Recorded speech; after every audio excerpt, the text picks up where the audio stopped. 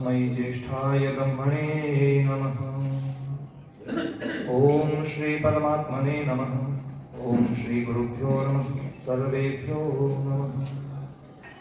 विप्र समाज के इस पावन अधिवेशन में जब यहाँ से बंद हो गए मंदिर अवश्य आऊंगा,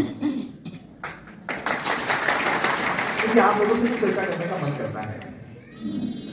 ब्राह्मण समाज का क्लीन होता है, ब्राह्मण समाज का मस्तिष्क होता है, ब्राह्मण समाज की बुद्धि होता है।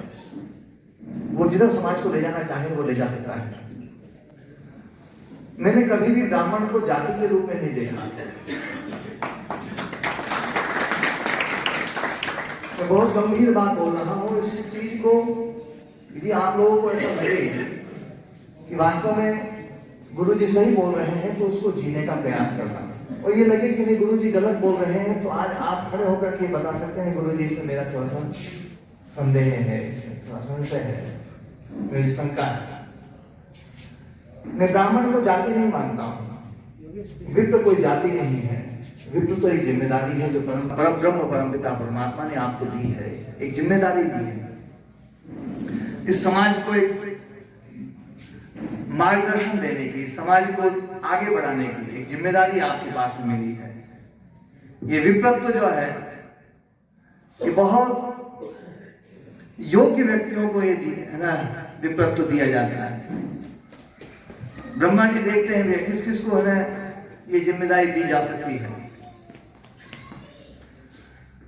जो हमारी प्राचीन भारतीय व्यवस्था थी, उस भारतीय व्यवस्था में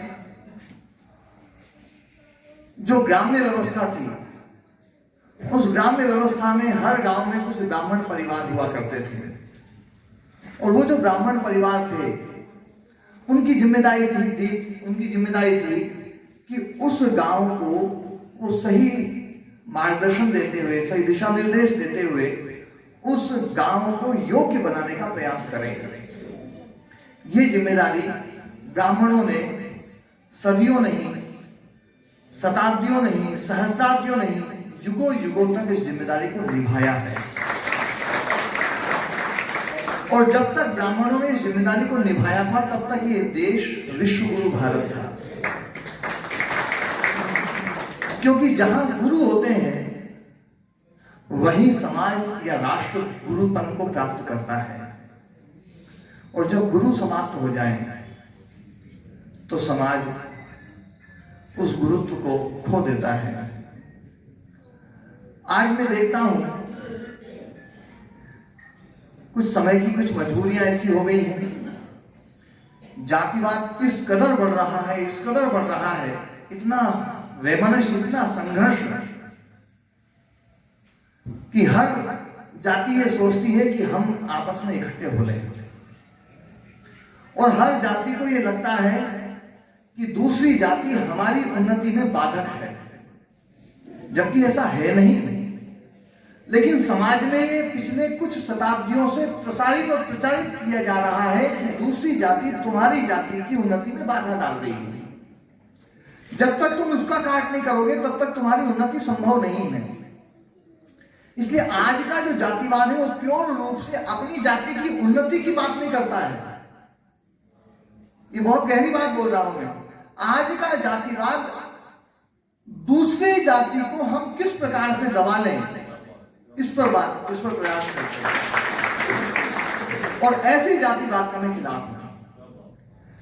यदि कोई जातिवादी व्यक्ति इसका प्रयास करे कि मेरी जाति में फैला हुआ जो अंधविश्वास है, मेरी जाति में फैला हुआ जो नशा है, मेरी जाति में फैली हुई जो अशिक्षा है, मैं उसको दूर करूं। आज आप जातियों के मसीहाओं को देखो। जातियों के जो मसीहा बने बैठे लोग हैं वो अपनी जाति से नशे को दूर करने का कोई प्रयास नहीं कर रहे हैं।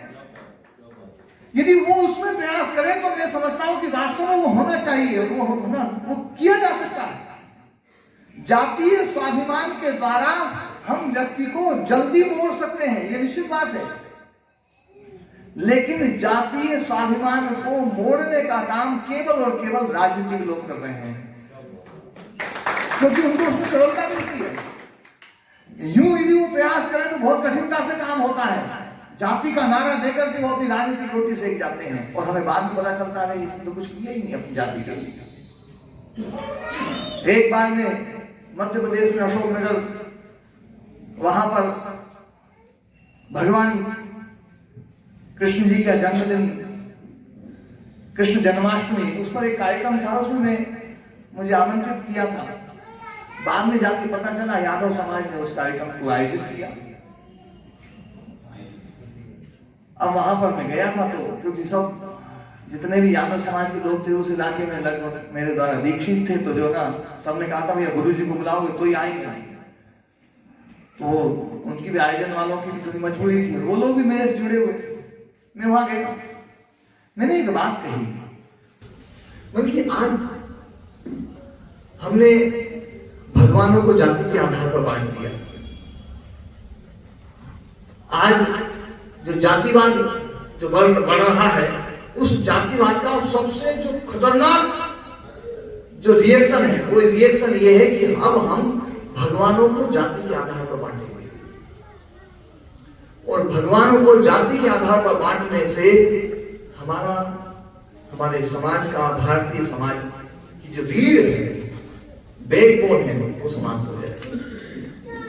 यदि इसको बचाना है तो ये जो काम है ना कि ना रामनवमी मनाएंगे तो राजपूत मनाएंगे, कृष्ण जन्माष्टमी मनाएंगे तो राजपूत मनाएंगे, वो यादव मनाएंगे, लव कुश की जयंती मनाएंगे तो कुशवाहा मनाएंगे, अग्रसेन जी की जयंती मनाएंगे तो अग्रवाल समाज वाले मनाएंगे, परशुराम जी की जयंती मनाएंगे तो ब्राह्मण समाज मनाएंगे। बल्कि हमने सबने जो है जाति के आधार पर अपने अपने देवता, अपने अपने भगवान बांट लिए हैं। और ये जो खाई है अभी तो थोड़ी है, धीरे धीरे ये बढ़ती चली जाएगी, बढ़ती चली जाएगी। क्योंकि भगवान कृष्ण का यादवों के साथ में, ठीक है यादव समाज में पैदा हुए, पर मन की जितना यादवों को उन्होंने ठोका है उतना तो किसी को नहीं ठोका।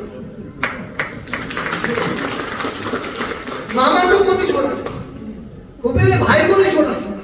जो गलत है गलत को माना है, गलत का प्रतिकार किया है।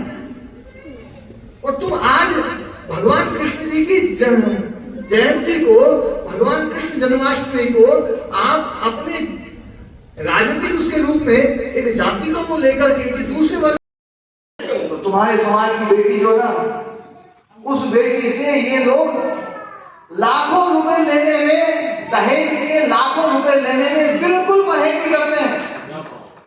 मन की जो अपने जातीय बंधु को लूट सकता है वो क्या जाति की बात करेगा।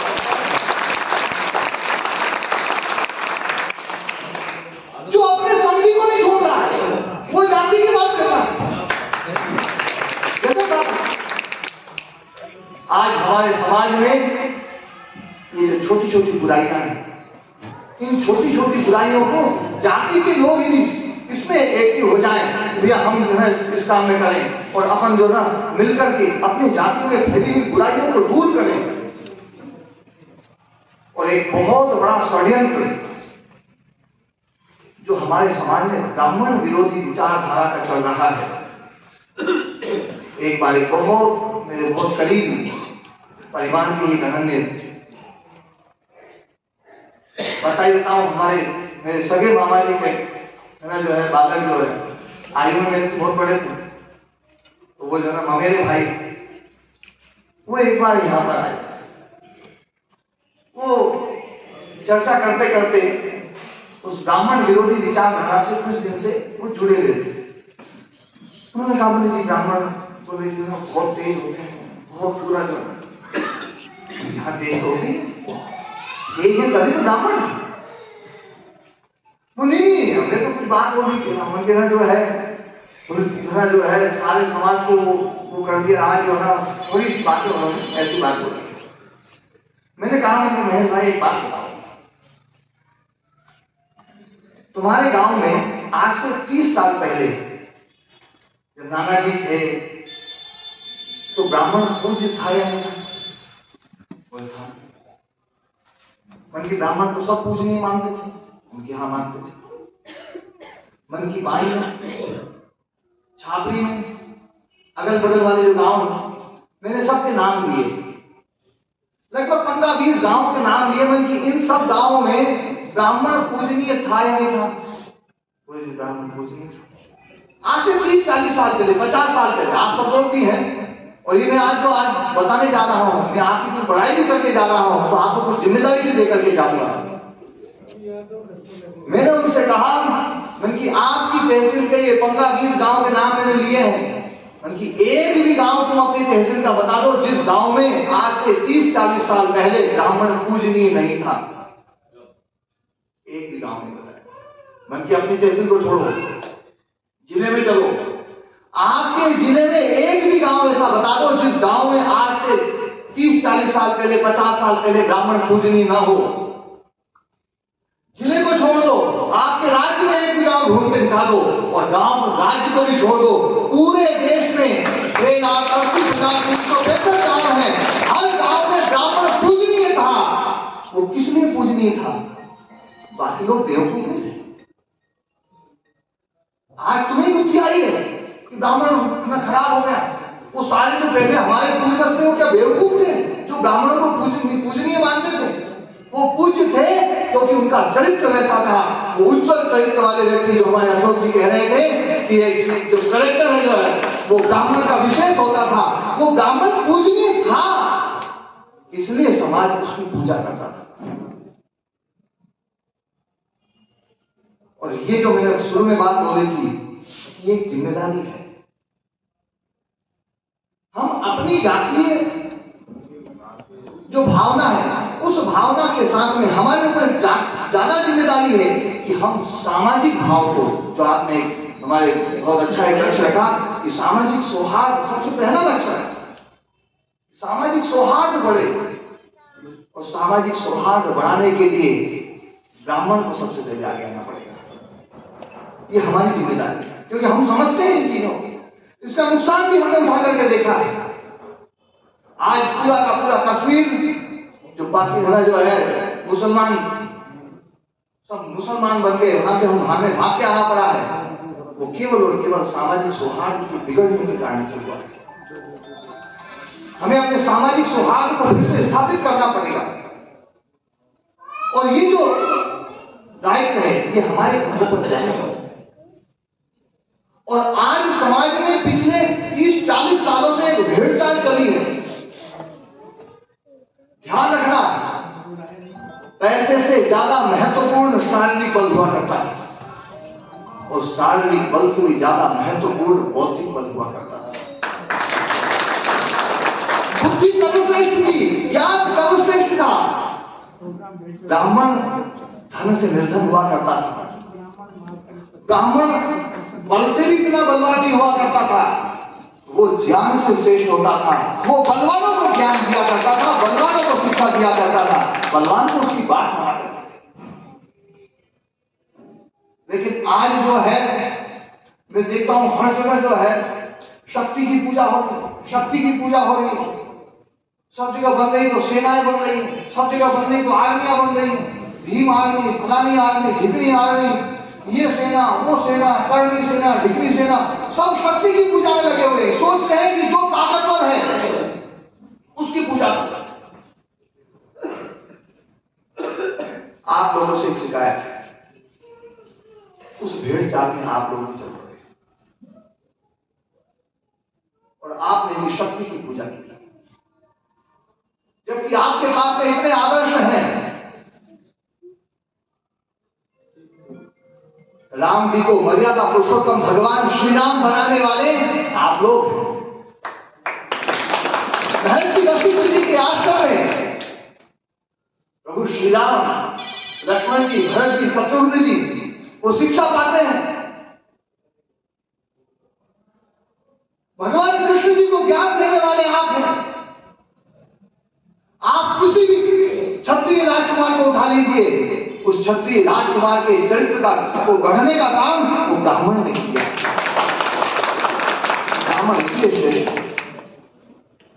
और जब मैं ब्राह्मण समाज के किसी चित्र में भगवान परशुराम जी का चित्र देखता हूं तो मैं सोचता हूं कि ब्राह्मण समाज अब बुद्धि की जगह शक्ति की पूजा करना शुरू कर रहा है। और ये हमारा पतन है। आपके उन चित्रों में भगवान परशुराम जी के साथ साथ महर्षि वशिष्ठ जी का चित्र हो, आचार्य चाणक्य का चित्र हो, जिसने बिखरे हुए भारत को एकजुट करके दिखाया था। वो ज्ञान की शक्ति थी। आपकी शक्ति ज्ञान की है, हथियार की शक्ति आपकी शक्ति नहीं है। अपने उस ज्ञान की शक्ति को आप समझें और पहचानें, और जब तक आप अपने ज्ञान की शक्ति का आदर स्वयं नहीं करेंगे, ये समाज कैसे ज्ञान का आदर करेगा? इसलिए शक्ति से ज्यादा महत्वपूर्ण ज्ञान है। इसलिए उस ज्ञान की पूजा करें। और आज मैं आप सबके बीच में आया हूं क्योंकि आप सबके पूर्वजों ने इस भारत को ज्ञान के आधार पर विश्व गुरु भारत बनाया था।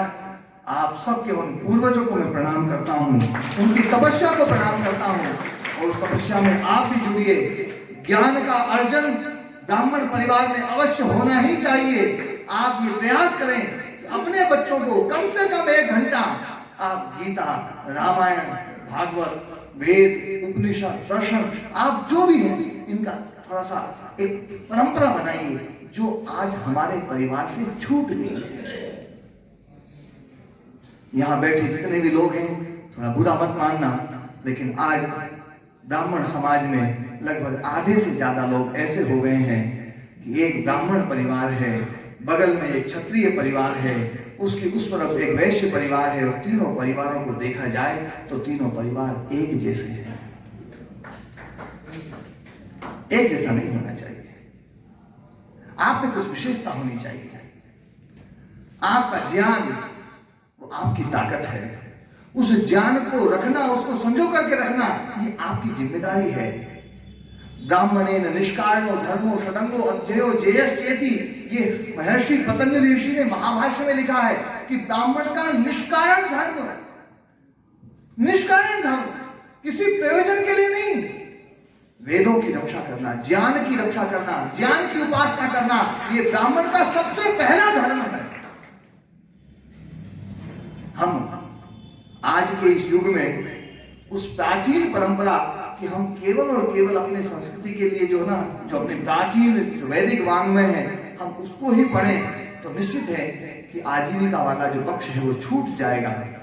लेकिन हम कम से कम 1 घंटे का समय तो हम अपने बच्चों के लिए निकालें कि हम उनको अपने प्राचीन शास्त्रों से जोड़ें, और जोड़ सकते हैं, कोई कठिन काम नहीं है, बस आपका संकल्प होना चाहिए। और मैं तो कहता हूं, दुनिया में बहुत सारे संकल्प देखे, लेकिन सबसे बड़ा संकल्प यदि किसी का होता है तो ब्राह्मण का संकल्प होता है। चोटी खोल करके संकल्प ले ले कि धनानंद तेरे साम्राज्य का अंत करके दिखाऊंगा, और वो अंत करके दिखाता है, तब जाकर के चोटी बांधता है। इसलिए हर संकल्प के साथ में ओम तत्सत श्री ब्रह्म, सबसे पहले ब्रह्म का नाम बोला जाता है, ब्राह्मण देवता का नाम बोला जाता है। कोई भी संकल्प हो, हर संकल्प के साथ में वो ब्रह्म शब्द बोला ही जाएगा। तो आपका संकल्प अद्भुत है। इस संकल्प को आप समझें और संकल्प लें कि हम अपनी उस ज्ञान परंपरा को फिर से स्थापित करेंगे, अपने परिवार में स्थापित करेंगे। आपका परिवार सुधरेगा, आपकी नई संतानें जो है वो ज्ञान परंपरा से जुड़ेगी, तब ब्राह्मण समाज का कल्याण होगा। और वो जो नया आपके परिवार में एक नया जो भगवान ने आपको जिम्मेदारी दी है, एक नया बालक आया है, वो बालक वो भी अपनी उस जिम्मेदारी को समझेगा। एक विप्रत्व एक जिम्मेदारी है। विप्र कभी पलायन नहीं करता है, विप्र कभी भागा नहीं है। जब क्षत्रिय समाज हार गया, तब भी ब्राह्मणों ने इस देश को बचाया। जब क्षत्रिय जो है पदच्युत हो गए हैं, अपने मार्ग से हट गए हैं, तो उनको उनके रास्ते पर लाने वाला वो ब्राह्मण समाज है। आपकी जिम्मेदारी बहुत ज्यादा है। हर वर्ग को आपको समझाना है, हर वर्ग को आपको एक नई दिशा देनी है। लेकिन दिशा वही देता है जो योग्य होता है, दिशा वही देता है जो तपस्वी होता है, दिशा वही देता है जो स्वयं जिसने मेहनत करी है। आपको अपने जीवन पर भी मेहनत करनी पड़ेगी, अपनी संतानों पर भी मेहनत करनी पड़ेगी, तब जाकर के वास्तव में हम जो अपना जो लक्ष्य है कि मेरा भारत फिर से विश्व गुरु बने, विश्व गुरु भारत, ये विश्व गुरु भारत की कल्पना के लिए आप सबका गुरुपन होना बहुत जरूरी है। आप सब अपने भीतर उस गुरुत्व को प्रकट करें। आप गुरु ही हैं, बस उसको भूले बैठे हैं। मैं तो बस केवल याद दिलाने के लिए आया हूँ। आप उस गुरुपन को याद करें। आप सबको प्रणाम। आपके अंतरात्मा में विराजमान उस परम परमपिता परमात्मा को प्रणाम करता हूँ। महाराज श्री, मैं आपके श्री चरणों को प्रणाम करते हुए और आयोजकों, मैं आदरणीय केशव जी और पूरी टीम, महेंद्र जी और ये आदरणीय के जी कौशिक साहब, कमल जी, महाराज श्री, मैं विगत 45 वर्षों से इतने ज्यादा सम्मेलनों में मैं जा चुका, लेकिन ये आज का हमारा परम सौभाग्य महाराज श्री, ऐसा हमें कहीं कोई मार्गदर्शक नहीं मिला। अहो भाग्यम हमें तथी राम कृपा सुखुंज देखो मैंने विरंच से सेव जुगल पर गंज। आपने तो वस्तुतः हमें अपना भान करवाया। मैं केशव जी को और उनको पूरे सबको आशीर्वाद देता हूँ। प्रभु, ये एक अहद की कृपा होगी। आपने तो मुझे लगा रास्ते में ये चिंतन किया होगा कि ऐसी क्या बात कही जाए या क्या कहा जाए। धन्य है आप और आपके माता पिता महाराज श्री विराजिए। और परम सौभाग्य है कि आपने एक विप्र शब्द की को जो परिभाषित कर दिया। कई लोग कहते हैं तुलसी ने ये कैसे कह दिया पूज्य विप्र जो वेद विहीन। आज मुझे उसका उत्तर आपके श्रीमुख से सुना। अरे विप्र तो पहले बनो, और जब विप्र है तो चारों वेद तो उसके पीछे पीछे चल रहे हैं। क्या